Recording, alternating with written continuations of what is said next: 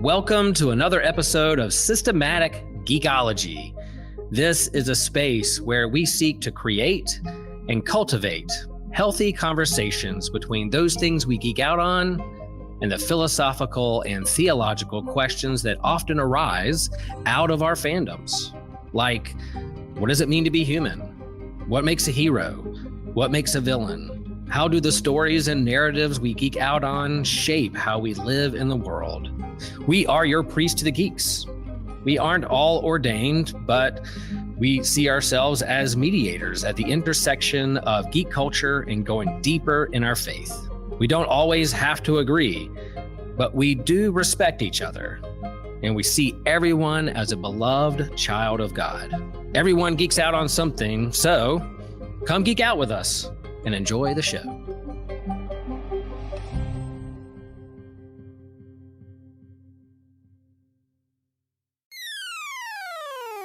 You're listening to an Anazao Ministries podcast.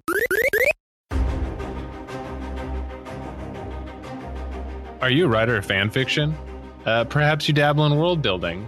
Are you that person that asks questions like, what if elves didn't live forever? Or even, why didn't the Eagles just take Frodo to Mordor? If you're one of these people, or if you just like asking what if questions, guess what, dear listener? You're in for a treat. Because in this episode, we'll be asking, what if Iluvatar redeemed the Nazgul? I'm your host, Nick Polk, and I'm here with the cute and beautiful Tripp Fuller from Homebrewed Christianity. What's up, dude? Oh, yeah. I'm ready, Nick. I'm ready for some Nazgul excitement, and excited to be back on Systematic Geekology. It feels kind of weird. I'm honored, because most of the time you host me on Homebrewed Christianity, and here I am, on Systematic Geekology, and you're in my podcasting room.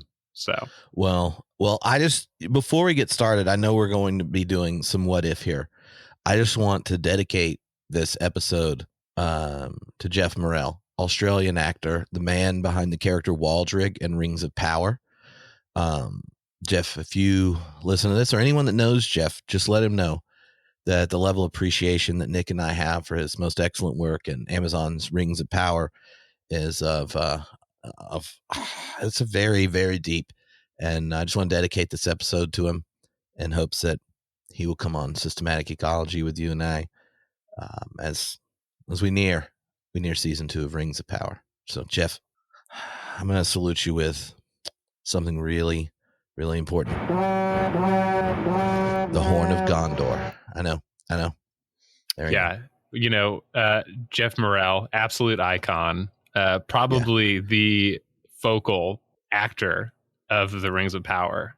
And, we, Tripp and I have recorded some stuff on Homebrew Christianity. We did a Tolkien Heads class, and we had lots of love for Waldrig. Yes. And that soundboard noise that you heard from Tripp, we have so many soundboard noises from the movies, Lord of the Rings movies, as well as Rings of Power, that I'm sure Tripp will be busting out here. And we'll be giving lots of love to Waldrig because, just a little bit of spoilers, but we'll get into it more at the end. We are going to be asking, what if Waldrig was a Nazgul or becomes a Nazgul? And what happens if he's redeemed? We don't know. So yet, what if? Yeah. What if? Wait for the epilogue. We don't want to trigger the book purist. Yeah, it's true. By talking about Rings of Power. We've lost half the listeners. Hey, Nick, what are you nerding out on? You're a nerd out on something? Yeah. I just saw some awesome new post on Tolkien Pop, your Substack. Oh, what'd you see? What post did you see? You know what you do? You say to yourself, okay, I'm going to talk about Tolkien. What's something I'm nerding out on that I can connect to Tolkien? Do you have a D20 that you roll and it's like all your other pop culture love that's sitting there? You roll like, I think I'm going to talk about, it looks like I got to pick something sci-fi after this roll. Where am I going to go? Or the next time you're like, South Park. Am I going to get South Park and Tolkien? Like you come at it from all these angles. You got one foot in Tolkien. Then you're doing the hokey pokey around pop culture. And so that's why I think whatever you say right now is likely your next Substack post. Man, wow, I need to, I've been nerding out on some Christmas movies lately. Ooh. Have you watched Christmas Chronicles on Netflix? Have you watched that? Yeah. Yeah. And they actually, I was nerding out on it because the second one is super epic and brings some fantasy elements, but they brought the guy who made the Dothraki language from Game of Thrones, and he made the Elvish language for the Christmas Chronicles. And there's a lot of Northern mythology wrapped in there, which Tolkien, very inspired by Northern mythology.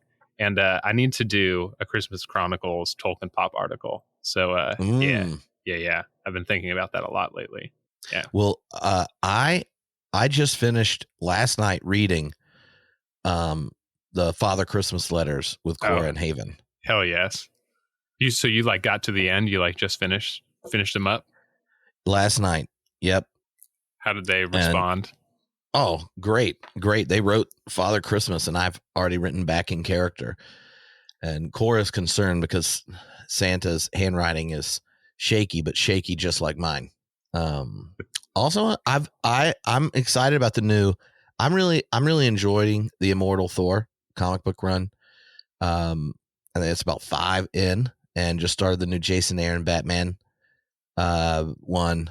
And we've obviously just rewatched the Lord of the Rings extended edition because we recorded a 3+ hour preview podcast.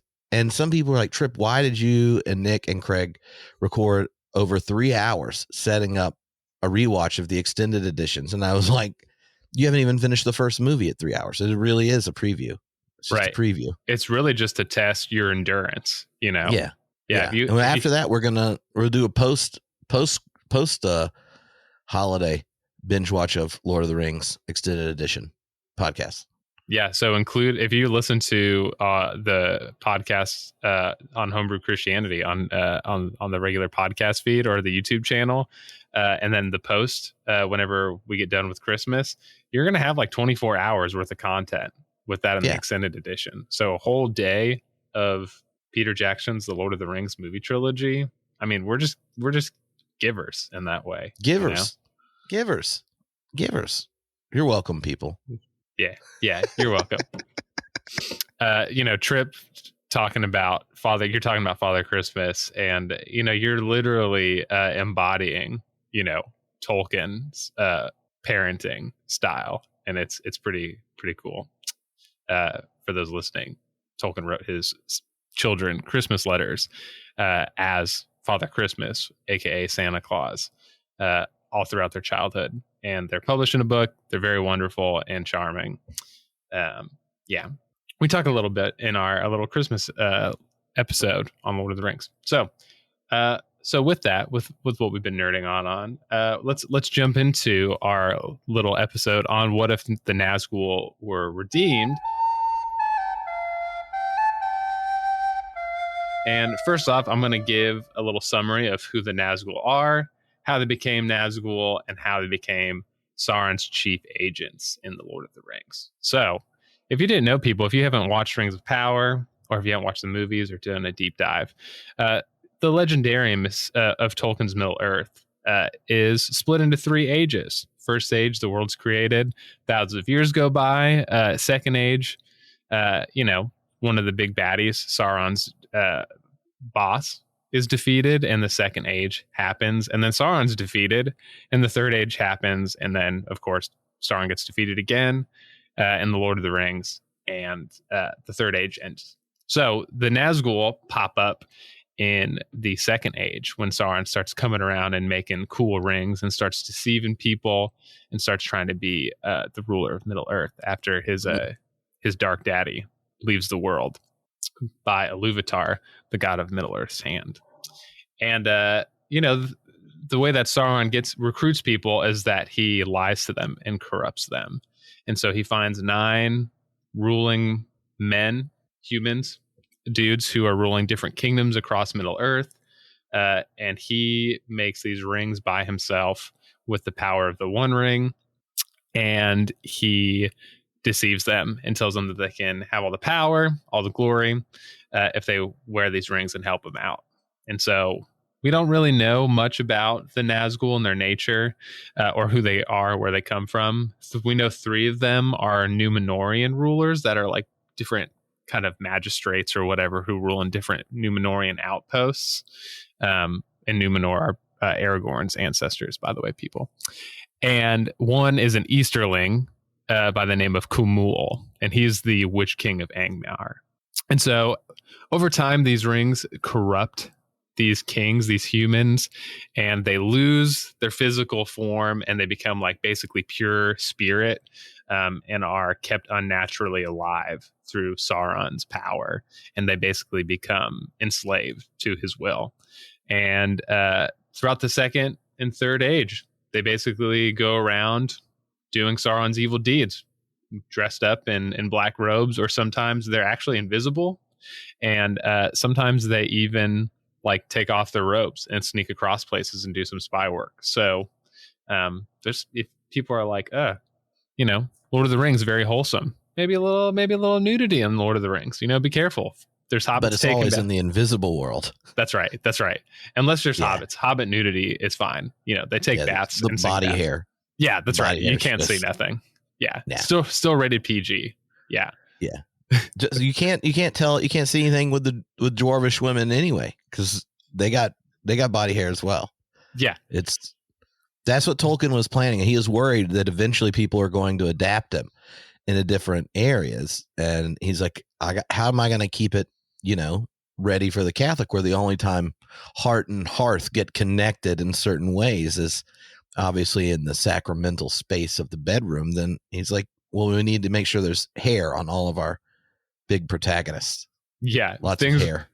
Things were written before the 80s, so Tolkien very much into body hair.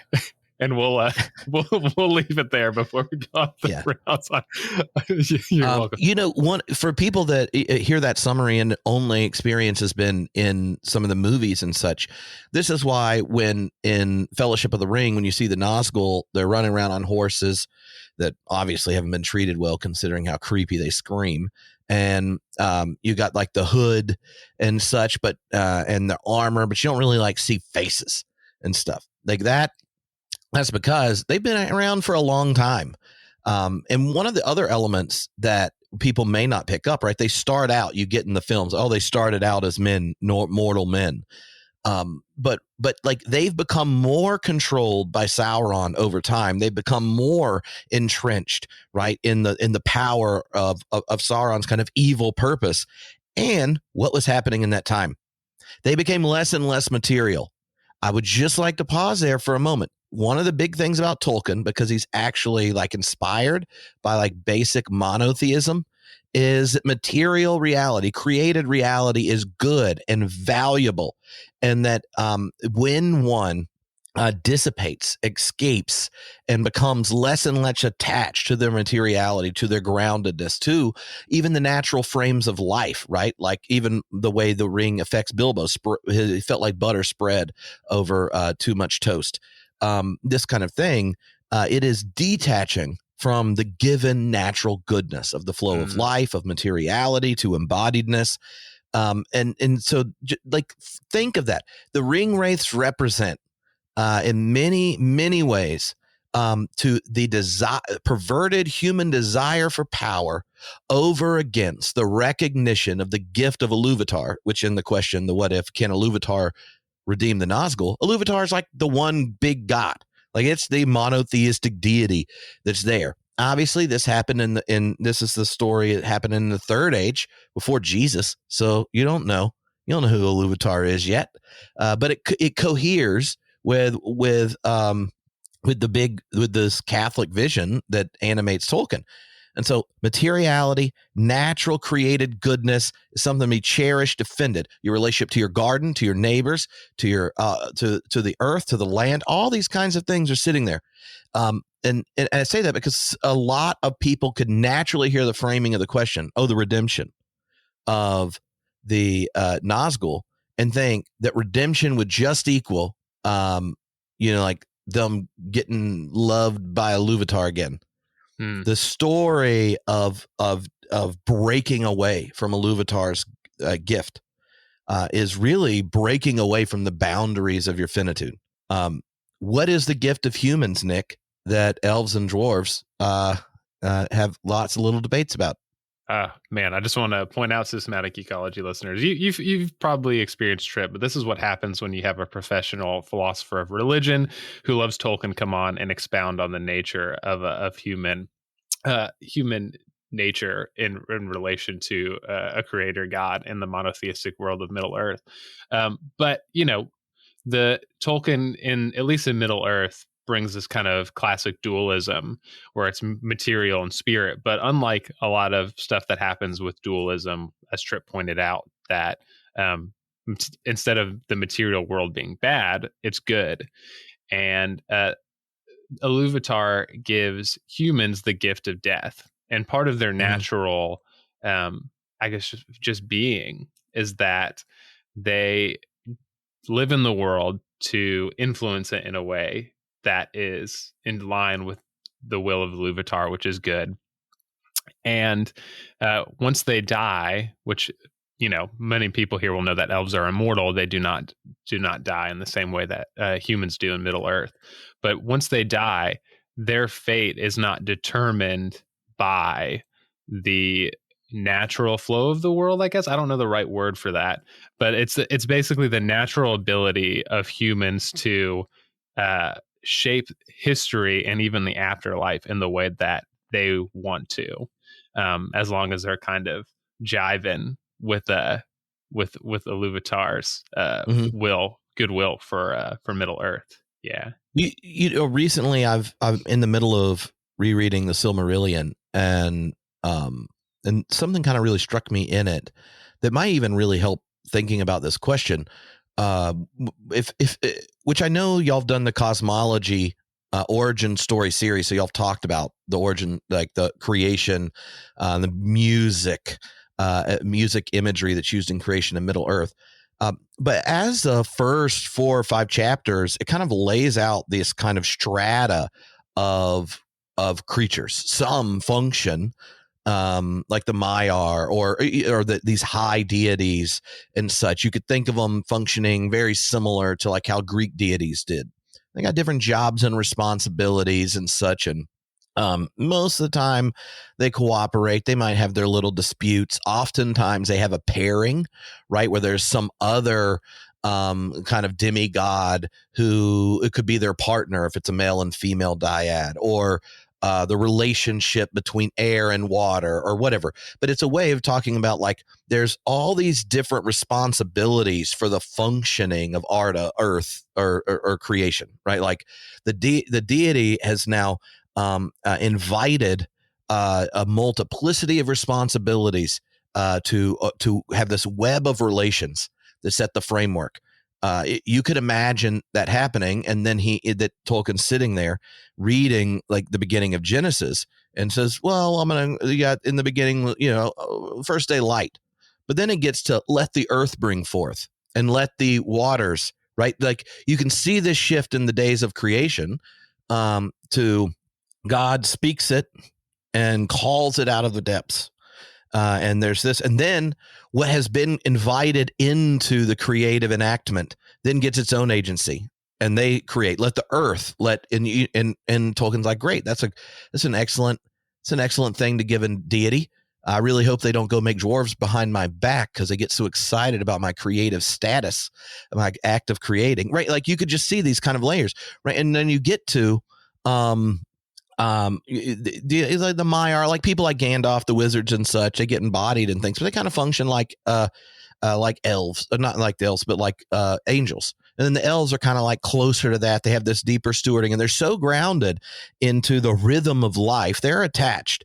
Their life source is attached to the functioning of Earth, of the natural world. They have the serial longevity, and they are the ones that carry the origin light in them and then nourish the light that's there.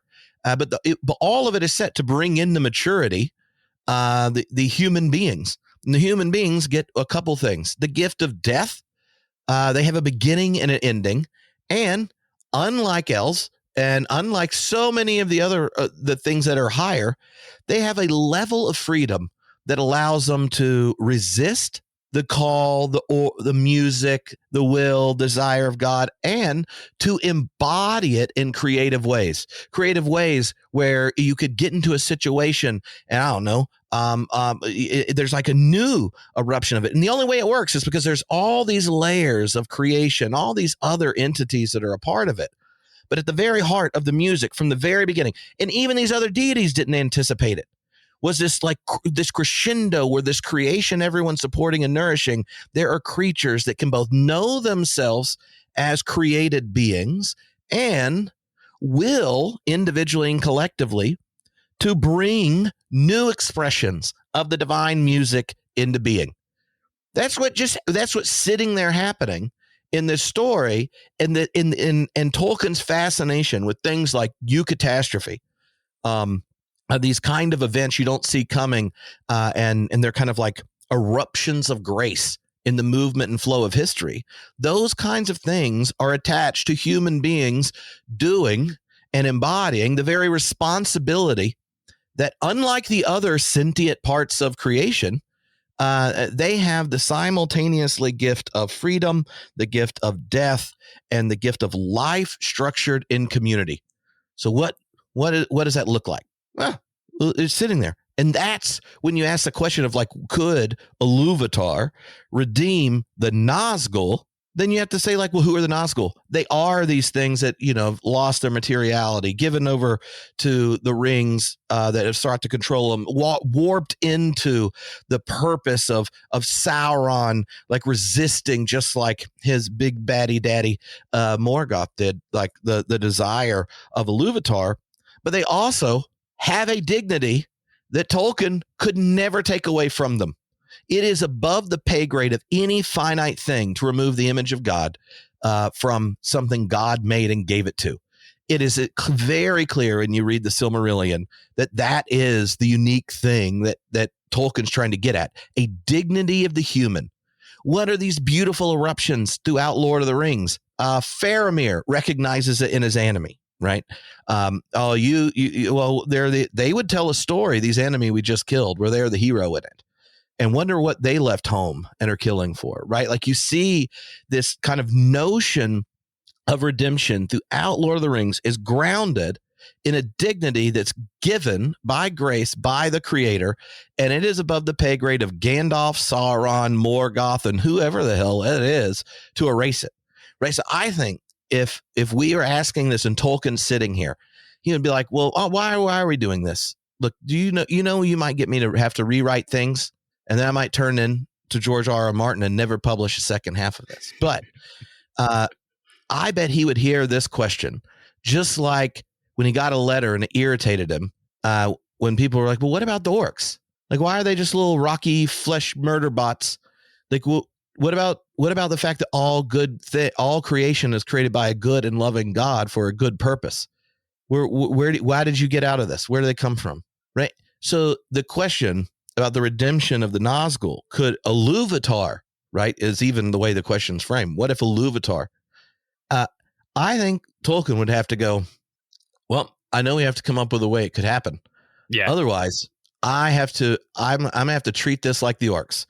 That there's something about my universe that I am dead set against, because any creature that was given the original grace of creation bears the image of the divine, and no finite being, even Sauron himself, can take it from him. Anyway, that was my opening rant about why I like the question. There you go.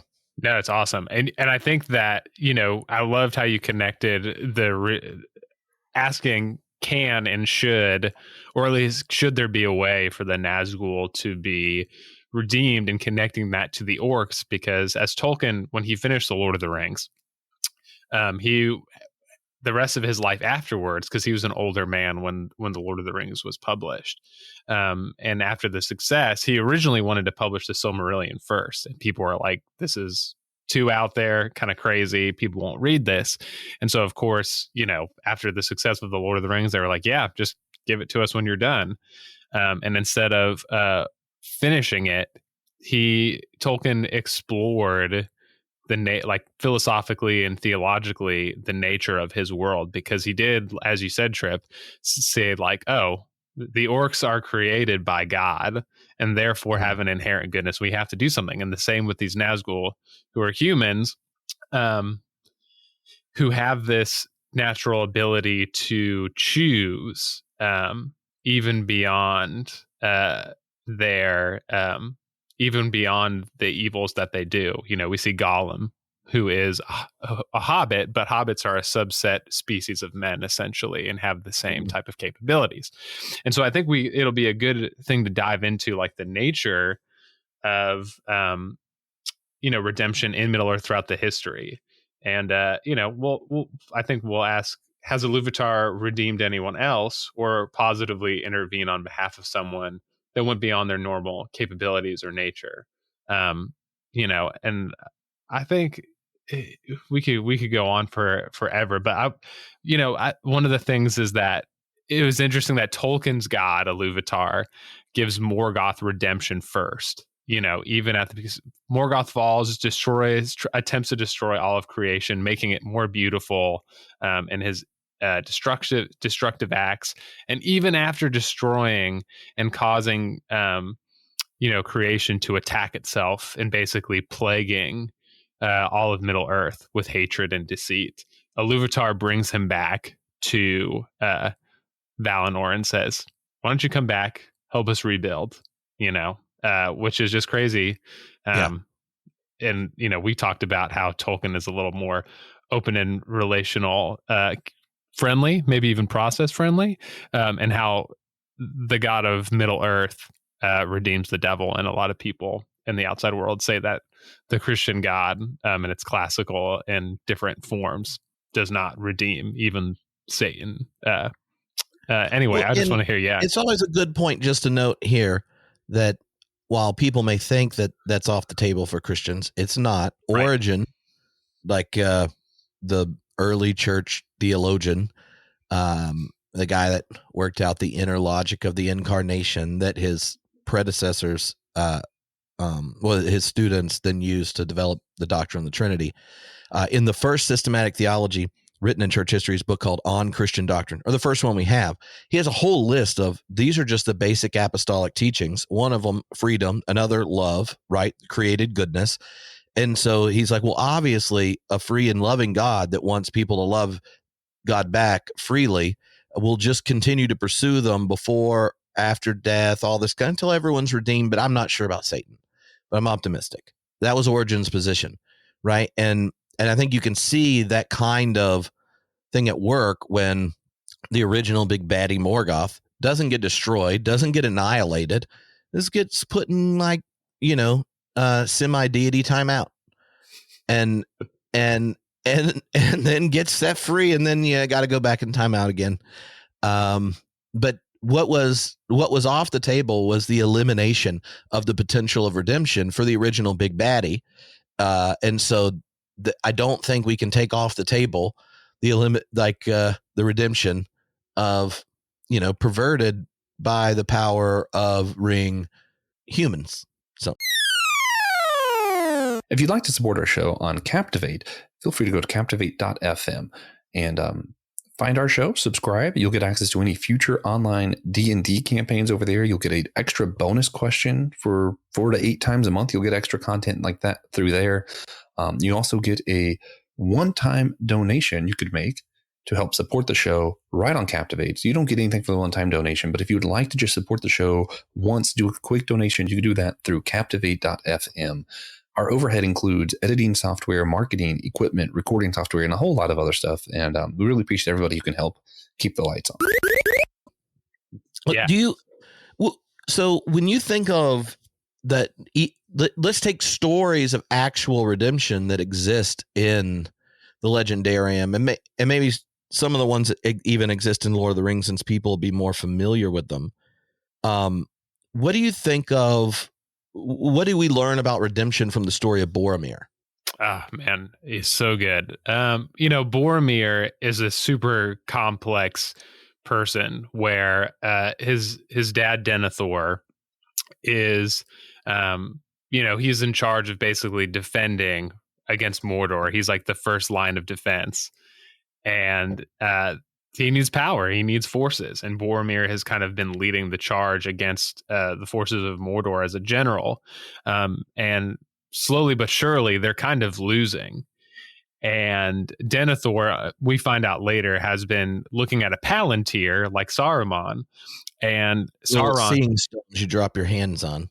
Yeah, that's their little seeing. Thank you, Tripp. Magic stones. They're basically like little walkie-talkies, but magic. And only certain people with certain abilities can use them. And Sauron, unbeknownst to a lot of people, has one.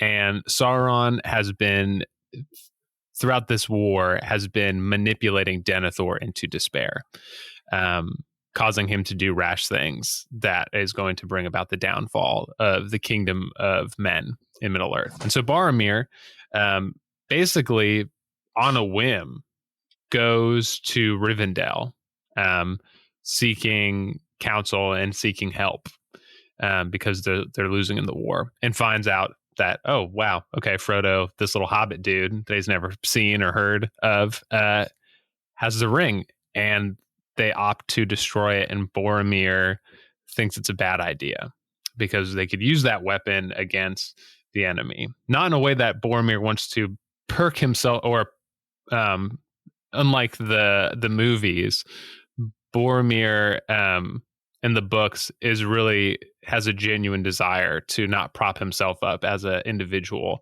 but to use the ring of power to bring about good deeds. And that's how it corrupts you. And on their journey, Boromir tries to take the ring from Frodo, right? We know this. And in doing so, causes Frodo to run away, splits, in part, kind of causes the fellowship to split. And at the beginning of the book, it seems bad and obviously ends up for good. But Boromir redeems himself by fighting off this orc army that comes in, these scouts that are trying to capture Frodo in the ring. And, he kind of by himself tries to, use himself as kind of like as a distraction so that Frodo can get away from these orcs and not get captured. And of course dies doing so. Yeah. And that's one of those scenes in the movie, I think, the way it like puts us present at the redemption of Boromir that you only kind of hear secondhand, is helpful, because Aragorn is sitting there and he's the one that forces the viewer in the movie to recognize Boromir's redemption. Right? Boromir sees no more hope for his people. He sees no more hope for their quest and all that kind of stuff. And it's in that moment, right, in his sacrifice for Merry and Pippin and such, that you, unlike the books, all of a sudden Aragorn like walks into, right, his kingly status. And Boromir says, I would have gone with you. And then he ends with like, my king, right? And then it's just like any semi-decent humans already teared up at this. And I would have gone with you, my brother, my king, right? And so like, I think that's a helpful place to think about the potential redemption of the Nazgul, because Boromir was seized by the power of the ring. Yeah. He probably was seized in a very similar way to the Nazgul, because while he's not a king, he is the son of the steward of Gondor, which, is one step below and has been for 1,000 years or so.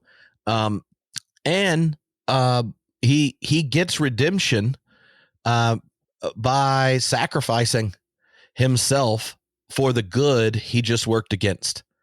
Right. So to me, one of the things out of the Boromir thing, if we're thinking about the Nazgul, is to say, in what ways, with the agency that they have left, given, right, detached from material reality and all that kind of such, what ways could their redemption be signaled by an enactment, even if they think the enactment was a failure, that it doesn't ultimately lead to redemption? But the redemption for Boromir was not that like he didn't know that he was buying time for Sam and Frodo to get across, or to set up the hunt of the orcs who take Merry and Pippin, and that leads to the whole distraction of the two towers chasing the wrong hobbit, so they sneak into Mordor, like all that kind of stuff. There's no, they didn't know any of it. There's no way to think about it. But the redemption's recognized in the act of Boromir to sacrifice himself for the well-being of those he betrayed. And so, like, one mode of redemption would be the Nazgul do something like that. Yeah. Oh, I love that connection, especially with Boromir being in the line. He's not a king, but he's in the line of stewards and has a right to, to a certain extent, rule the kingdoms of men until Aragorn takes a spot. And a responsibility to do it, right? Like, his logic, it's even more clear in the book, is why, if you have X and we have a deficiency of X, right, the power to resist Mordor, are you going to go destroy it in some stupid... It's like, he's like, hey, you don't just walk into Mordor. Yeah. You just don't walk in there with the very thing they're looking for. It's like, I'm not saying Elrond and Gandalf have a drug problem. I'm just suggesting they might have relapsed on something because this is dumb. So I think Boromir is sitting there, and is one example. The other people might be familiar with, and again, how the movie plays it out actually isn't as helpful as the book. As the king under the mountain. Yeah. Oh, yeah. Because they have like an ancient story. They have lost, like the Nazgul, materiality. They seek the gift of redemption as the gift of death, right? That which they've refused by they're an oath. But how different is an oath abandoned to a power seized when both of them involve forsaking one's responsibility and such. But yet, tell me, what do you? Well, maybe say a bit about the backstory for people that only have seen the movie and whatnot. But how that story, where we see them given the gift of death, which is redemption in this world, like what could we learn from that story? And you're talking about specifically the Nazgul, right? Or the king under, or well, you talking like about the king under the mountain? You're talking right? about dwarves, right? You're talking about Thorin, right? Oh no, or the Ghost Army. Oh, the Ghost Army. You're right. Yeah, the king under the mountain, like, yes, and yes. Argon's like, but there's a whole backstory to it of them breaking the oath with Isildur and such. Right. And so there's a group in the Second Age, right before Sauron is defeated after the last alliance. There's a group of men that are kind of in between. There's these groups of men throughout Middle Earth, throughout its history, that one, team up with the good guys, two, team up with Sauron for various reasons, or three, like many people, just kind of like many nations or things in the midst of global conflicts, are just kind of in the neutral zone. Mm-hmm. And this realm of this group of men, the king under the mountain, their realm is within the land of Gondor. Okay, so Gondor had these multiple kingdoms, and so we've got Gondor, right, Minas Tirith, that people are familiar with as a whole land, and up north where the hobbits were, there was actually a kingdom as well. It was called Arnor, and so there was a whole history there. And so this group of men were in the realm of Gondor, and they were basically living in the realm in service to Gondor. Right, it's very medieval in that way. You live in this land, we'll give it to you as long as you aid the kingdom when they need it. And like many things, when the last alliance happened, who is going to be able to take siege of Mordor? If you've seen the beginning of the Peter Jackson movies, I mean, it looks impossible, right? And even like Galadriel's narration, right? Kate Blanchett talks about when hope seemed lost, Isildur took up his father's sword, right, and cuts off the ring of Sauron and sends the armies fleeing. And so, but these men saw that it was hopeless and they bailed. And they even in death. So because they broke their oath, which in Middle Earth, if you take an oath, you basically take an oath on Iluvatar's name, and Iluvatar's like, I'm going to hold you to that, right? Even if humans don't know who Iluvatar is, that's just kind of the natural way oaths work in the Legendarium. And so they die. They are But also, the reason why? This is fun. I think this is in the nature of Middle Earth, or for some reason I think this. You might say, Tripp, you're making this up. But the reason why, right, is that ultimately Iluvatar has given you existence and will give you death, and so you cannot make an oath upon yourself that's not grounded on the gift of Iluvatar. So if you break an oath, it's like you're disregarding the very dignity of your existence. So it's an offense to Iluvatar. Because Iluvatar, that's like part of why you see in the Council of Elrond, when they're trying, getting around deciding what to do, he doesn't tell the Fellowship to make oaths. Right? He's like, no oaths. He's seen how oaths have gone wrong. Elrond's been around a while, but no, it's an oath. It's you're friends and you're going to follow it. You're going to go, but we're not making oaths because you don't know what that obliges you to. Because what an oath is grounded in, in the self, which is itself a gift.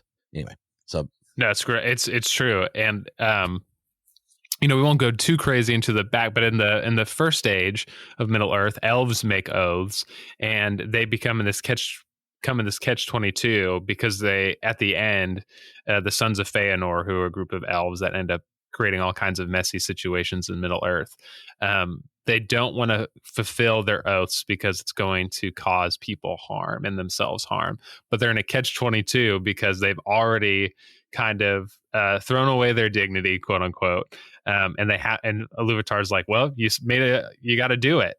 And if they don't do it, like you said, it's this kind of like, I don't know, this paradox of you can't return to Iluvatar if you don't do it. You're damned if you do, damned if you don't, if you make oaths, essentially. And that's throughout the beginning of Middle Earth.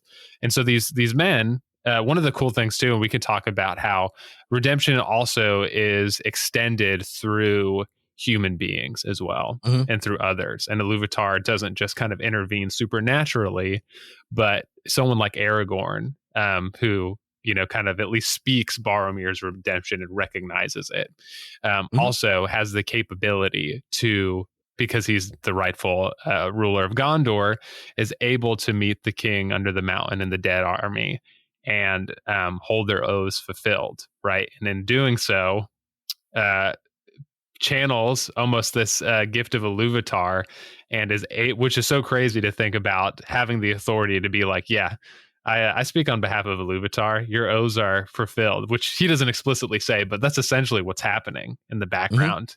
And they do, and they've fulfilled their oaths, and go to the halls of Bandos, perhaps go beyond that, live out their destiny as humans and free will. Yeah, I don't know. What do you think? Yeah, no. While the actual contribution Ghost Army makes in the books is different than in the movies, right? The I hold your oaths fulfilled bit, and you see the king under the mountain exhale as he spirit dissipates or whatever, and that's the first turn of a smile and relief. And that's why I think it's important. Why I was trying to emphasize at the beginning, part of the dignity of human beings is tangled up in the gift of death and the gift of freedom, and then that's a space for a kind of reciprocity between the unique way humans bear the image of Iluvatar and in that kind of like intersection. The one other place that I think is helpful is to talk about the potential redemption of Gollum. Yeah. Which we know for Tolkien, right? Just like reworking the orcs, right? To match a kind of vision of the world that coheres with a one good God as creator. Another thing that was very important for Tolkien, and one of the hardest scenes for him to write, you can see in the rewriting, but also in him describing it, is the near redemption of Gollum. And so when we think of the power of the ring, the One Ring, and what it's done to Gollum, and the potential redemption, I think that's evidence for the potential redemption of Nazgul. Didn't have like that ring on him. And what was it that kind of set up this moment? How was it? What was the intervention that kept it? Like, tell us that story, emphasizing the parts where if we were asking about the redemption of the Nazgul, we might see a potential pattern that could go different than ultimately what plays out with Gollum. Yeah.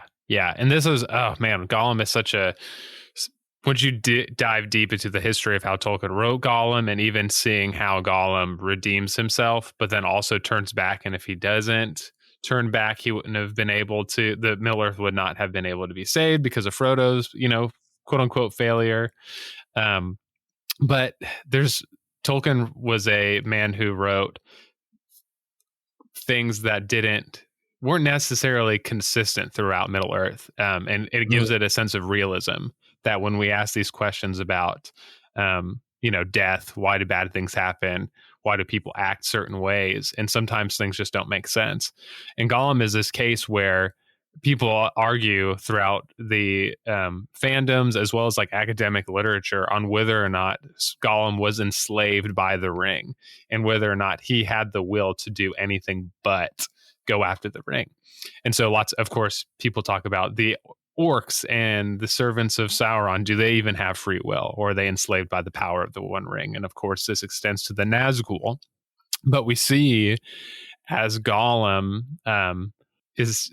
who has also, like a ring wraith, been kept unnaturally alive. Now he still has his body, unlike the Nazgul, but they had the ring for probably about between like 2,200 and 4,000 years or longer, perhaps. But as opposed to like Gollum's 500 years. And so Gollum has this, for 500 years, he's been alone essentially with the ring, with the power of the ring and its corruption. And when he builds a relationship with Frodo and Sam, even in his ill will towards them, because he's with, first of all, Frodo, who's a ring bearer. So there's empathy that goes along there. And even Gollum's observation of Frodo and Sam's loving relationship, Gollum begins to guide them to Mordor, and actually, questionably, in some cases, actually genuinely looking out for their well-being in multiple places, not just guiding them to Mordor so that he can take the ring. And I don't know if and of course he gets there, and Sam, in the moment that Gollum is, he sees Frodo while Frodo's sleeping at one point, and genuinely tries to reach out to Frodo, similar to how Sam and Frodo hold hands, right? And have physical connection. Gollum's looking for that same thing. And in a complex way, Sam, accuses him of doing evil, and it breaks Gollum, and Gollum decides to not be redeemed. And Tolkien said that this is one of the hardest things he's ever written, to the point where it made him cry while he was writing it, I think. And I don't know, Gollum redeems himself in the end by acting in line with his evil desires for the ring, and dies. But I don't know. I don't know what you think about the complexity of Gollum experiencing the gift of death, in that way, after he destroys the ring, ironically, and what that says about redemption for him, even in the midst of his willing something that's not redeemable, like Boromir, per se. Yeah. Well, I think Gollum at the end functions similarly to something like Judas in the reflection on it is a eucatastrophe, and then the betrayal is also the mechanism of redemption, and the fact that pity is what is put back in, pity for Smeagol in a sense, in the story, and that identity of Smeagol. The identity of Smeagol is something the ring couldn't conquer in 100 years, of holding it. Then one wonders, what is the identity of the ring wraiths?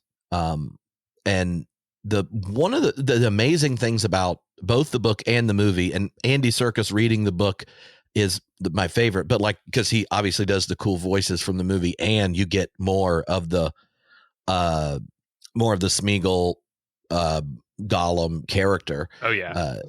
All the texture that's there, but you get the real a beautiful description of how even people that, if you just told their story in the way it connects to the big story, they're problematic. Yeah. They're on the bad team or whatever. And yet Smeagol's reality never is fully erased from Gollum's character. This person who had the power of the ring seize him and find his birthday present, but also murder, and such.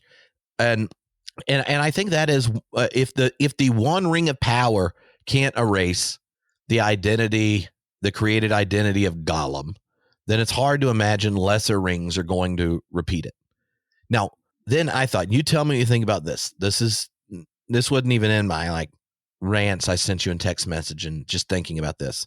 But if we have to ground it in the story, right? Like if I'm like Tripp, look, you're just all down for open relational love and redemption. And I know you're trying to save some Nazguls potentially.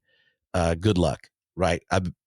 I can think some people might be thinking that, but let's take the big Nazgul encounter on the battlefield. What happens? He's got my flying dragons killed, gets off, and you get the scene, right, where he is proclaiming out loud the story that binds him to the ring and defines him. I can't be slain by any man, right? Like he's like, I'm the king of the Nazgul, fool. Do you know what you're messing with? It's just like my entire identity is wrapped up in this story. It binds me, it defines me, and yet it has limits that he didn't anticipate. He didn't anticipate that there's going to be a hobbit who happened to have interacted with some mysterious spirits 700 pages ago, and Tom Bombadil helped him out and was like, you should take around this first age dagger and function as a sword so you can stab it at the right time, right? Like, think about it. He didn't anticipate that. He didn't anticipate on the battlefield is a female, not a male. Then you go, I am no man, right? And you see his destruction in that. But what if you take that not as like he's ultimately a baddie, there's no potential of redemption, but to say that what has so corrupted them as they dissipate and have less groundedness in their materiality and all these kinds of things is that they have so internalized the story that the ring defines them, that it binds them these limits that they couldn't even anticipate something erupting from the outside to reorient and reveal that what they think is the full truth about themselves, that there's actually other realities and potentials around it, mainly a hobbit with a first age blade and a female who's just like wrong genitalia, smackety-ackety, right in the eyepiece. But what you see what I'm saying? Like the part of what corrupts with the rings is that people can't define themselves outside of it. You start to call it your precious. You start to cling to it. You can't imagine anyone else even holding it. You don't know how to hand it on. So like everything we learn from the power of the One Ring, and it all is kind of serving this whole other agenda. I think that one particular Nazgul's fate kind of reveals how it keeps out an imagination of otherwise. Well, what if the otherwise wasn't something that ends in their death, but could end in their redemption? So good. So good. The thing that the villains in Middle Earth throw out, we get Morgoth, Sauron. The biggest thing that they bring about, the biggest thing for them and what brings about their demise is themselves. And so the hubris that comes along with it, but at first it comes through desire and isolation. And so that this is the only thing they could desire. This is the only story that's available to them. That's the only story that can be told throughout the land. And they are the only ones who can tell the story properly, right? Sauron is trying to order things in the way that he sees fit. As opposed to Morgoth, who is more just destroying things so that he could be the sole ruler. Sauron at least wants to corrupt things so that he can order things the way that he wants to. And, the Nazgul, we see Boromir, who we see the initial trappings of what the ring can do, right? And we talk about the natural responsibility and the good behind wanting to use the ring, right? Even Gandalf says, I would intend to use this ring for good, but it would do something. It's more, it's the power that it has would do something evil within me, right? And the Nazgul, who are like you said, I really like the connection between Boromir, because Boromir isn't as learned in the lore of Middle Earth as Gandalf. Also hasn't been around since its literal beginning. But the Witch King of Angmar, actually hundreds of years earlier, was part of the northern kingdom of Gondor called Arnor. So when you see like Weathertop in the movies or read the books, that is like a ruin of the kingdom of Arnor, the northern kingdom of Gondor. And the Witch King, that's where the hobbits light the fire, and it attracts them. If people don't have their map of Middle Earth on their wall. Yeah. If they're like, I normally come here for the comics, now they're like naming kingdoms from other ages. Yeah, they're like, Weathertop? What is this? Yeah. So it's a red-haired comedian that likes to play in the town of Bree. Yeah, 100%. He throws potatoes against the wall. That is such a great deep cut to Carrot Top, Middle Earth Weathertop, baby. Let's go. But the Witch King hundreds of years before is the reason why the Northern Kingdom is in ruins. Okay. And so Glorfindel, who's an elf, who's also been around since the beginning, helped other alliances of elves and men to defeat the Witch King, right? And defeat him. And they go to kill him, or at least defeat him like Eowyn does. And Glorfindel says, no, he cannot be killed by the hand of man. Okay. And so because what the ring does is that it shows you reality, but twists it in a way that fits your narrative. And so the Witch King actually repeats some of the prophecy to Eowyn, who says, in the movie, it's no man can kill me, but by no man can I die, or something like that in the books. And he's speaking the literal prophecy of his doom. But I think, what would be interesting if he actually recognized that as like Glorfindel's words, and seeing that obviously he can be killed by man, but that that Glorfindel's story comes from like Iluvatar, right? If this, instead of seeing it in his own way and seeing it through only the eyes of Sauron in the way of power and hubris, that I wonder if, at least this, how far gone they are. They may not, because even Gollum, after 500 years, can't resist. He still has the betrayal thing. I like the connection to Judas. So I wonder if the Witch King if his redemption would look more like hesitation, or, he wouldn't have killed Theoden or something like that. You know what I mean? Yeah, I don't know. Well, and perhaps this just popped in my head. Glorfindel, he's when you meet him in Fellowship of the Ring, and he, since he doesn't play a huge role in the movies, and he's not nearly as attractive as Liv Tyler, some of his action gets outsourced. But he got sent back, right? Like Glorfindel, his elfishness, elves have that serial longevity, but he dies and then gets sent back. Yeah, elves can be reincarnated, folks. But not lots of them have, but it's always a potential. Yeah. And so, like, what if that's like a mechanism?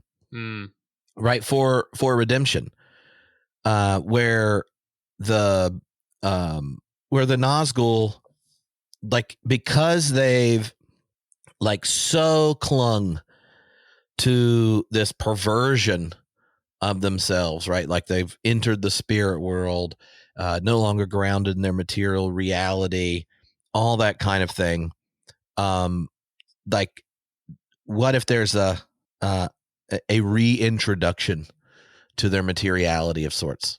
And because a lot of times we frame in the West redemption in such a modern Protestant way that we think redemption's really about like are you redeemed and right with the God as you see it? But biblically and for most of church history, redemption is primarily about who God is and God's character. Like, is God of history, the one we call good and loving, ultimately going to be good and loving? And so redemption is primarily about the demonstration of God's goodness. So when the evil one has sucked out, not just like, not even giving you the gift of death, but so corrupted you're alienated from your materiality.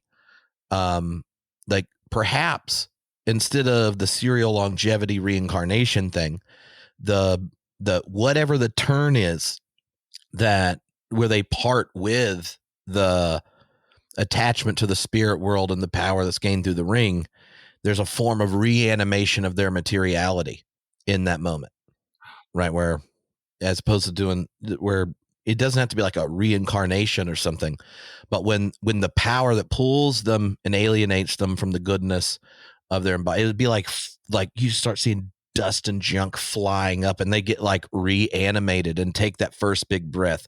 Something similar to like not the book version, but the movie version of Theoden. Go grab your sword, right? Like this kind of thing. You're in the grips of this power. What happens when your humanity and your identity is reinvigorated, reanimated? Like a Nazgul finding flesh again and then taking off, right? Like their all the garments that they had to give them materiality to be there again. That could be a cool scene. Yeah, I love. I think about the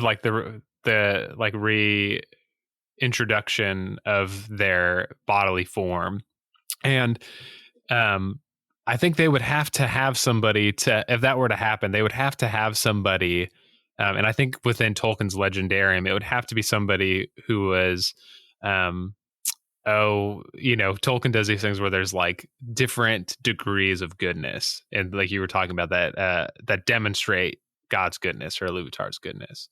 And in the history of Middle Earth, that's usually been through like an elf, particularly like an elven, like royal, I don't want to say princess, but basically like Arwen. In the first age, there's like this proto Aragorn and Arwen called Beren and Luthien. And in the books and the movies, Aragorn sings the Lay of Lathian in the Fellowship of the Ring. And basically Beren, he's not corrupt in the sense of like he's like the ultimate hero, male or human hero besides Eärendil. But Eärendil's kind of like half elven or whatever. But anyway, Beren is this man who ends up being a hero and dies being a hero. And Luthien, who's like an elven princess, loves Beren and actually goes to Iluvatar, or Mandos rather, who is this kind of Grim Reaper, kind of keeper of the Hades type of character. And her song is so powerful and she's so pure and good that Iluvatar grants her wish for Beren to basically be reincarnated, essentially, or bring back from the dead.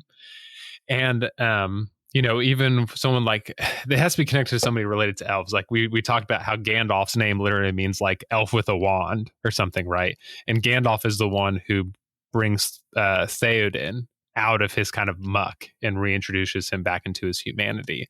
So I think that if the Witch King had some moment where whether he made a choice to be different or if somebody of like a higher moral upstanding, spoke on his behalf or something. I think they would have to have a relationship to reintroduce them. Because even that's how Gollum gets redeemed too, or he heads towards redemption, is because he's got friends that who demonstrate goodness to him. And Frodo is called Elf Friend, right? So anyway, yeah. Okay, so I'm thinking that what do we when it goes to the Nazgul, there's a number of characters in them we don't know. Yeah. We only know a few of them. And we obviously know the end of one of them. The actual fate of the others we know is all tied. It's all tied to the One Ring, right? But what's the remnant of their humanity post the destruction of the rings? Not something we have like specific access to, right? So when you think of if we don't take one of the characters we know about, then you can straight up fan fiction. Oh yeah, one of the others, and that's where I say to myself, there's a number of holes, in Lord of the Rings. And if you were to say, I don't know, own the intellectual property rights to develop it into a TV series, Nick. Yeah. Oh yeah. And you say to yourself, do I want to make an almost literal version of Lord of the Rings, multiple episodes per chapter, do all 6 books, and basically do one of the coolest things short of the eschatological banquet? And you say no to that for some reason, right? Yeah, I don't know why you would, but okay, but yeah, you can't do that. You can't like have us hang out with Bombadil and Goldberry and cast Jack Black to play him. Like you don't do the obviously winner. You say, even though there's an entire book about this, I'm going to pull bits out of Lord of the Rings text that I do have access to and invent a story that sets up for Lord of the Rings. And you're like, well, what are we going to do? There's a lot of rings, right? Those are important. Lord of the Rings. There's these other rings. We should tell the story of the rings. Oh yeah. Which would include all the Nazgul, right? Oh yeah. So we only got a few of them we know we got to fit in here. And then, but we say, junk, Amazon's been doing this. It's called Rings of Power. Oh yeah. We've only got through one season. And I say to myself, we got to be on Nazgul watch, right? Oh yeah. And I think there's like one nomination of Nazgul watch currently. And why? Well, if you're the Sauron. Ooh, doesn't that sound like the voice of Jeff Morrell, the Australian actor behind the greatest new fiction character that has graced the screen, Waldrig? Yes, it is. And you say, well, okay, look, just because he's a Southling, he's very into like back in the day when they sacrificed humans to the baddies, and he's like, oh, we're gonna get our king come back, and he doesn't like the pointy eared elves, right? Which I'm sure that is a violation. That's got to be hate speech. Oh, 100%. But he's tolerating all sorts of stuff at his bar, but he doesn't want to get smashed around by the elves. But he knows Sauron's coming back. He's got his secret sword, Sauron sword, running around that he hides in his barn in the show. Underneath, in the middle of his barn, he has got a bunch of, apparently there's a lot of treasure under there.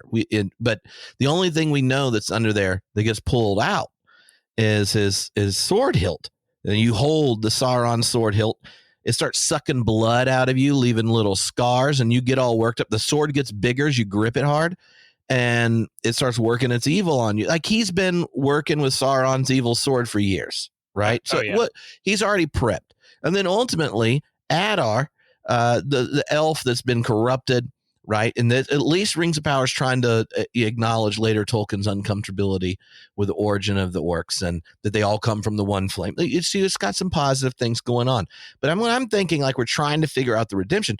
Who do we know is most likely going to be a Nazgul? And it's obviously Waldrick, played by the great Jeff Morrell from Australia, because Adar's like, who am I going to trust?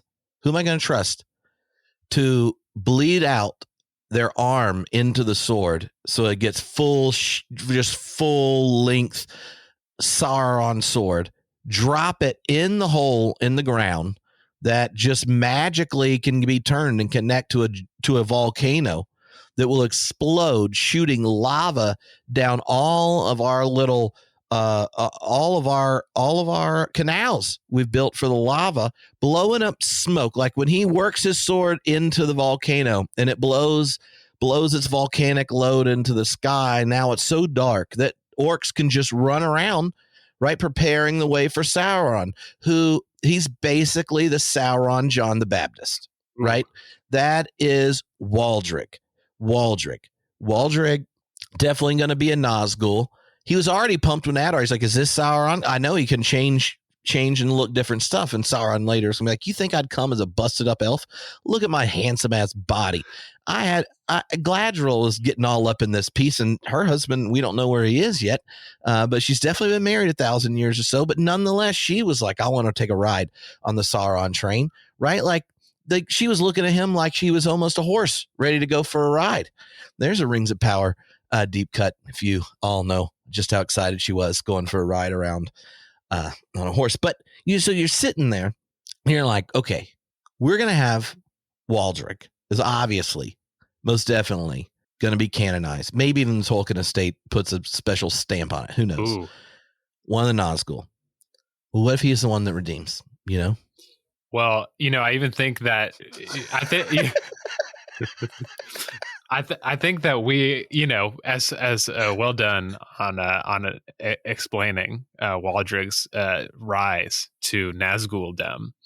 But with those swords, when they stick them into their arms, they rematerialize, almost similar to the way that the Morgul blades in the movies turn into dust. So it's like this reverse materialization, right? The other ones, yeah. And so we kind of, I think there's some visual stuff there, but it's the Second Age. We're late in the Second Age. As soon as Sauron starts making the Rings of Power, which we already have 3 for the elves, right? He's going to make 9 for the men, 7 for the dwarves. It's going to happen, and that's when the ring wraiths start popping up. And right now, Waldrick's looking like a ruler of Mordor, like you said, the John the Baptist of Mordor, if you will. Prepare you the way for the Sauron. Ooh, amen. Yeah, that's why he walked around. Sauron. Well, who else? Like, I'm just saying. So Waldrick, let's say he's a ring wraith. Yeah. Materiality all sucked out. And what would his redemption look like there? So are we talking like Second Age or Third Age? Or are we just talking wherever? Oh, maybe he became a ring wraith, was redeemed, and then someone else got ring wraithed. I kind of like that. I'm going to say, here's what I'll say. I think he got ring wraithed in the Second Age and he redeems himself. So I think that, whether he reconnects with maybe like, the kid that he asks, have you heard of Sauron? Yeah. So, maybe he sees their ancestors in the land of that in Eriador that Mordor has destroyed. And maybe he's like, I got to think about the children. And maybe he actually rounds up the random kingdoms of men to bring to the last alliance. And so without Waldrick's redemption, there wouldn't be enough people to keep the siege of Mordor as long as it could have been, to give Isildur time to get Sauron. Yeah. I got it. Okay, so little kid Theo, yes. Theo, who's Bronwyn's son. Yes. Bronwyn is the like herbal healer type, right, in the Southland, who's crushing on the best looking elf of all time. Was it Arendor? Arendil. Okay. Very triggering for certain ethically problematic Tolkien fans that this very handsome and gifted actor is a person of color. But nonetheless, Theo, the kid, right? You see that scene when Waldrick is peacing out. He's peacing out of the Osgiliath, the elven stronghold, to go like bow to who he thinks at that point Sauron was really Adar. And Theo hesitates, right?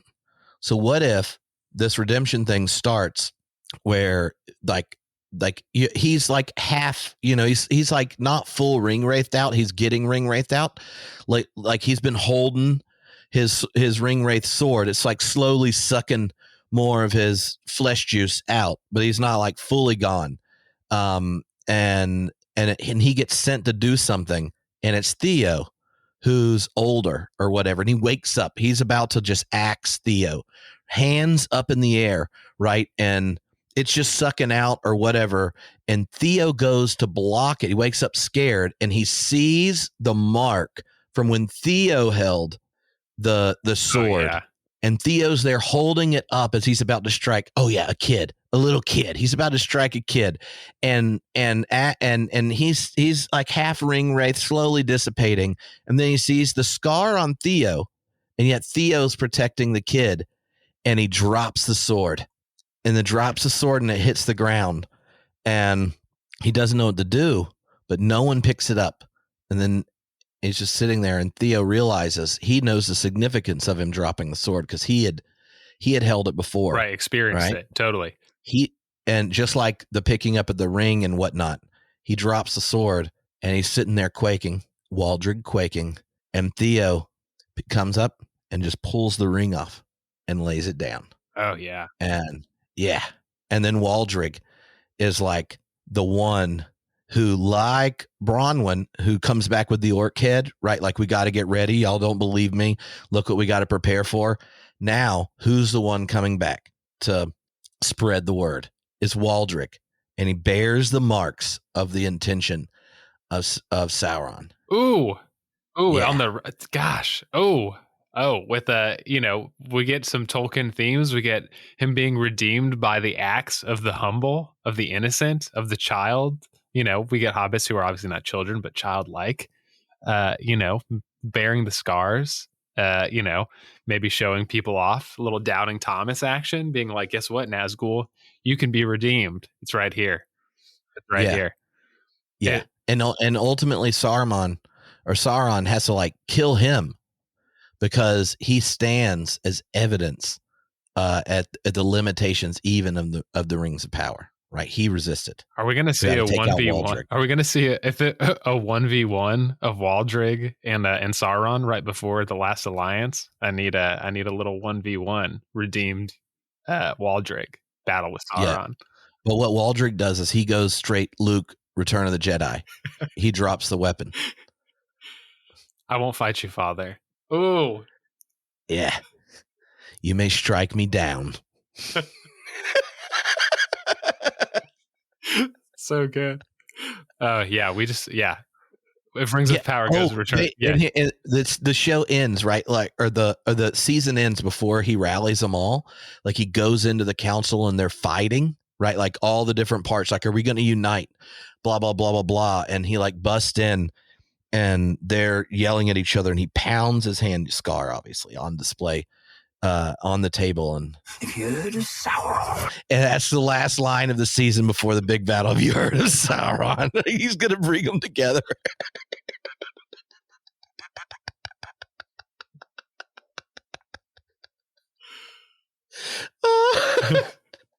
I appreciate everyone who appreciated half of what just happened. There's plenty of deep cut real Tolkien stuff in the first 60%. Here's what you got, listeners. You got a what if in the canonical legendarium, and you got a what if in the Amazon adaptation world. So you just got a twofer. You're welcome. Yeah, and if Amazon is looking for just like a spin-off Waldrick miniseries, Nick and I are here. We're totally open for development. And if you want us to explore that, that could totally happen. Amazon Studios, give me some Amazon Studios money. I will absolutely start writing a Waldrick spin-off series. Yeah. And I'm just saying, like, it could happen. And because when you watch season 1 of Rings of Power, you know Jeff Morrell should get his own miniseries, maybe like between seasons 2 and 3. Yeah. And all I know is we could do it for less of the budget than the first season had. 100%. Because we aren't going to need a lot of special effects and stuff, because Mr. Morrell, as an actor, he just sucks the scenes up. Right. When he brings that, have you heard of Sauron energy? We're thinking like he's functioning as like the dialogue, like the driving the dialogue, but it's a dialogue rich miniseries, kind of like a Kevin Smith film, or Rory talking to her mom and Gilmore Girls, right? Yeah. Just conversation rich. We need, but like that way he functions. He's like the anti-hero, setting up his redemption when he comes in trying to get everyone rallied for the last alliance, just throws down Scar there, and then he's just like, well, how do we get the ring? We need the miniseries. Waldrig. Oh, yeah. Waldrig. He brings the gravitas of Anthony Hopkins or a Michael Caine or a Morgan Freeman, Yeah. I think we call it Waldrig, Maker of Mordor. Oh, it's right in the Maker of Mordor. Yeah. And like, what if we get the actor that played Boromir to do a guest spot? and he doesn't know Waldrig is Waldrig, right? Yeah. And so that actor is talking, and he's out recruiting, right? He's starting his ring wraithing up, right? Perhaps. And Boromir character meets him, and he's trying to rally people to get on Team Sauron. And he's like, "Come on, man! Look, Mordor's always accepting." And Boromir, guys, like, you can't simply just walk into Mordor. And Waldrig steps up, and he's just like, "I made Mordor," just like that. And like, that would be a moment. Yeah, that'd be a moment. Like, who knows? I don't know the quality or the number of streams, but memeable. 100% Waldrig memeable. Standing up, flexing with his Saruman sword suck stains on his arm. Flex just, "I made Mordor," right after. He's like, you just can't simply walk into Mordor. I mean, if Marvel can do it with Spider-Man, and make the memes come alive, Waldrig, Maker of Mordor, can too. Yeah. I can't say he would do all things, but he can do a lot. Yeah, you can do a lot. You can do a lot. So, before we sign off here, Tripp, is there anything that you want to talk about, besides, I mean, do you want to explore, Waldrig, Maker of Mordor further, or is there other? No, I don't want to share everything now. Yeah. I don't want him to be able to steal all of that intellectual property. Yeah. It's gold. It's gold. Yeah. But I do think the actual question, like this particular what if, is like, if you're not a member of the systematic geekology like community where they vote on what the next what if, this is one I think Tolkien would have clicked, right? Oh, like, no doubt. He's like, oh, that's a good Middle Earth what if. There's some what ifs in Middle Earth you could just Tolkien be like, oh, you don't even get it, and like, oh, well, where are the Ent wives? He's like, well, I chose not to answer that question for a reason. Right. Like, why are y'all going to mess with this? Like, what if the Ent wives were actually flowers that freestyle rapped? Like, he wouldn't, but this one is one, because I think it's exploring a theme and a question around redemption that's really important to him. And if a Nazgul can be redeemed, then I'm going to guess there's potential in everyone that's listening, that with the gift of their freedom and light, the gift of death, that agency can be turned towards something more beautiful and just.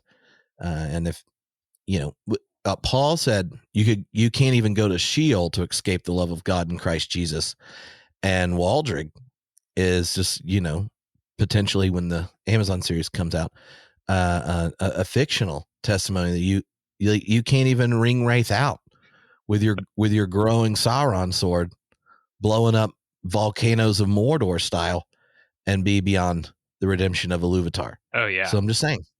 Yeah. I don't. All I could say is just amen.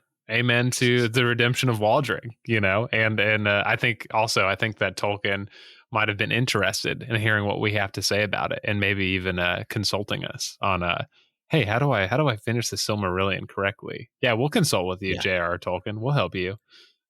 We'll consult with him on that if he could consult with Amazon on the making Mordor happen. Okay. Yeah. It's like, look, you can rewrite the first season, you can fix your mithril origin story, but here's the thing, JRR, you got to keep Waldrick. All right, that's the only non-negotiable. new addition. He's gonna be like, I can't have two Dorans alive at the same time. Fine.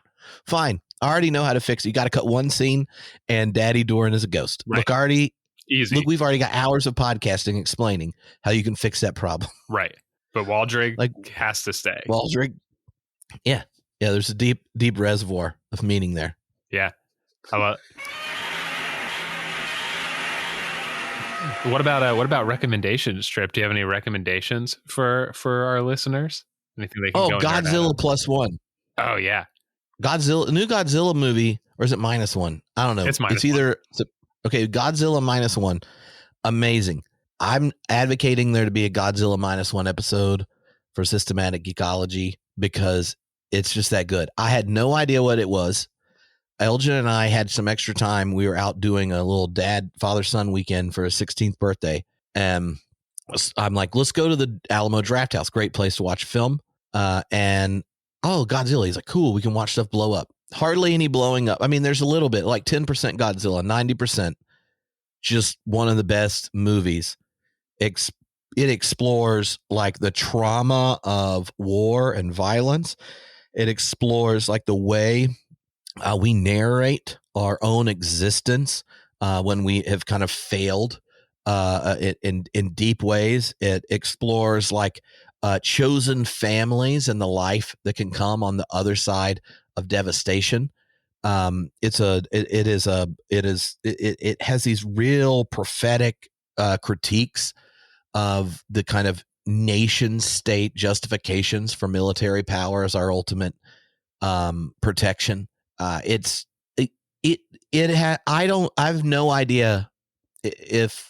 have no idea how it got made. I started texting one of our mutual friends, Ryan Parker, who's in the film thing. I'm like, this is nothing like any of the other Godzilla films. He goes, no.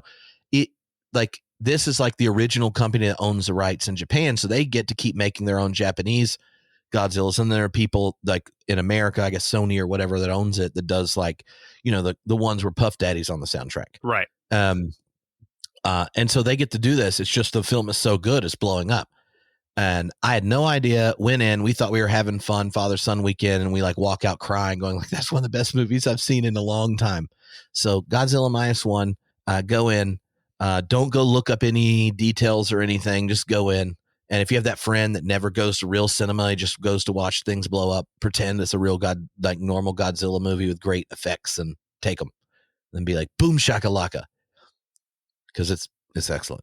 Have you seen Shin Godzilla?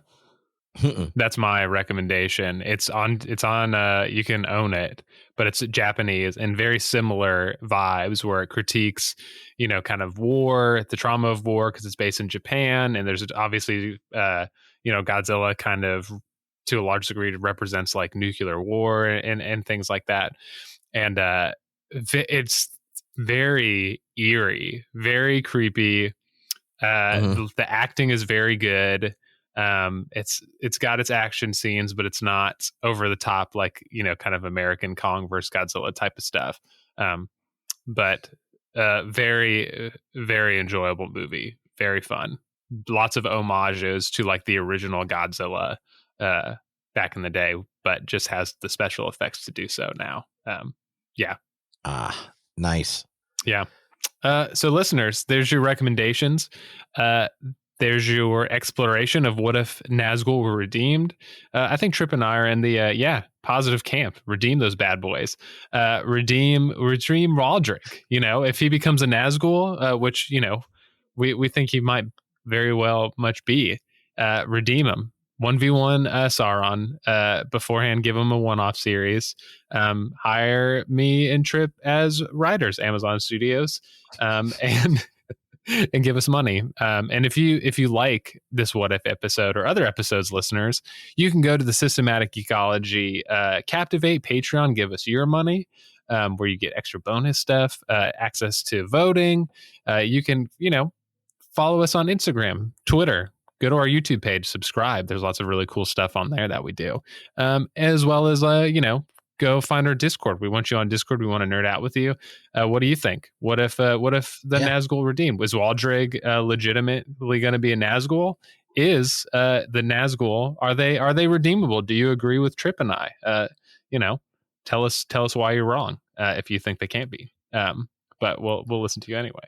Yeah, come on. And I'm just saying, let's say that you listened all the way to the end. You just enjoyed your Waldrig excursus and you're like, oh, I love that junk. Then you should become a member of the Systematic Geekology community. And then with your newfound authority as a new member, you say, it's time to suggest what if. Here's the suggestion. What if you put Waldrig in any other of your favorite IP? That way they have to have Nick and I come back on a what if, because they're like, well, who knows Waldrig? And we're like, by this point, we're going to have our contract with Amazon for the miniseries. And then they're like, well, what if Waldrig was actually just a little kitty that joined Slytherin, but then ultimately has his redemption? Oh yeah. Or, like this kind of thing. We'll put him in there. What if Waldrig got a time machine and to hang out with Marty McFly? Yeah. Like, what would happen if he went back in time, not to Western time, but to the middle of the Second Age and went and drinking at Waldrig's bar? There's so many Waldrig what ifs that that I feel like that's a very legitimate reason among all the other perks to be like, I support Systematic Geekology for $5 a month because I want more Waldrig what ifs. Yeah. And maybe you say to yourself, well, what if y'all just do readers theater of the first episode of Waldrig, Maker of Mordor, the miniseries, but it's just for members? Like, that's a potential. I'm just saying. Oh yeah. I'm just saying, you got to drop the lure of Iluvatar right here at the end, and you don't know what our like kind of co-creative endeavor could be. Yeah. Here. Help us keep the monopoly on discussions of Waldrig on the internet. Yeah. Yeah. We don't want anyone else. Nobody else can talk about Waldrig. You can't out Waldrig. You can't out Waldrig. Who knows? If 100 people sign up, then I'll show you all my Waldrig tattoo. It's just not an easy shareable place. Yeah. So that's what you get, listeners, when you hang out with us on Patreon, Captivate. You get a little bit more of Tripp and I. Maybe you get a little skin, a little more Waldrig, and you become part of the chosen. And guess what? Remember that we are all a chosen people, a geekdom of priests.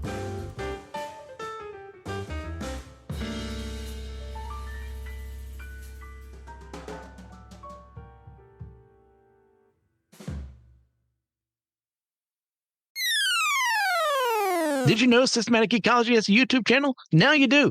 And while you're there, you can see exclusive stuff like our comic book catch-up series, Manga Mustard, Drinks with Tejas, the companion series to our annual theme. You can go Friday Night Frights with me, where I go through cryptozoology, ufology, and more. You can also go to see Spidey Swing-Bys, where I'm doing every chronological appearance by release of Spider-Man from Amazing Fantasy 15 all the way to the modern age. You can also find exclusive shorts on YouTube there, as well as other bonuses for extra episodes that we do that don't end up on the podcast proper. So I want to see you over there on YouTube. Hello, friends. If you like Systematic Geekology, then there's a host of other podcasts in our network that we think you will like just as much. And so we're part of the Anazao Ministry podcast network, and we hope that you can hop over and subscribe with all the podcasts that are on our network. Like, for instance, The Homily, which is, Pastor Will Rose's sermon here in Chapel Hill, North Carolina at Holy Trinity Lutheran Church. You have another podcast called The Whole Church Podcast, the OG, the originals, the beginner of it all. Yes, Joshua Noel and TJ working for unity among the church and having great conversations with the wide spectrum of those who are involved in Christian ministry and the church.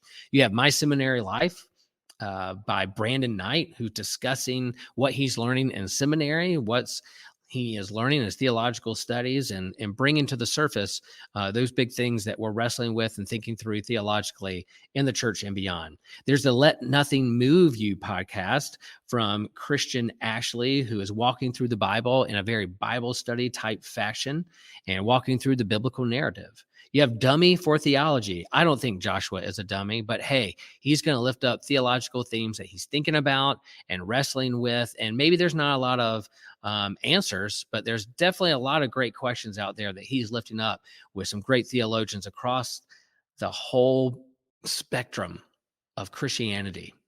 And then there's the Bible After Hours. Man, if you like to get risky, if you like to get controversial, there's this foul-mouthed preacher who goes through the Bible from a more progressive point of view, challenging the status quo of the modern church. Yeah, you don't want any kids around with that podcast. And then you have the Clydes, one of my favorite couples that I like to listen to. One of the hosts here on Systematic Geekology, Taylor and Elizabeth Clyde, go through weekly discussions and kind of a devotional, conversational method of what's going on in their lives, where they see God moving in their lives, and what God is up to in the world. So those are the podcasts, a part of the AMP network. Subscribe, follow. We hope you can be a part of all that great network with the wonderful podcasts at AMP.